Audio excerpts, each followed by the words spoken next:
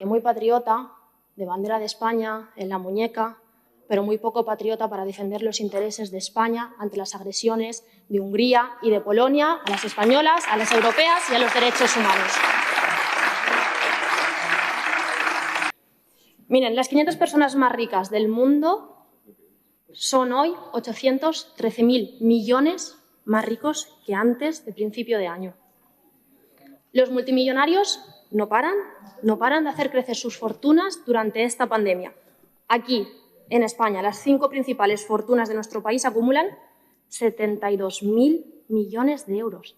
5 personas, 72.000 millones de euros, y ustedes no quieren que les subamos un poquito su aportación para ayudar a todas las valencianas y los valencianos, que el 0,6% de los más ricos de esta tierra va a permitir ayudar al resto de los 99,4%. Pero ustedes continúan ahí en eso. Y miren, las desigualdades son las que rompen nuestras sociedades. No se puede construir un país sin que haya esfuerzos compartidos y sacrificios colectivos. No se puede construir un país mientras unas pocas decenas se quedan con todo y las mayorías sociales se van quedando sin nada. Por eso, ahí es donde tienen que estar las instituciones públicas y ahí es donde está entrando este Gobierno.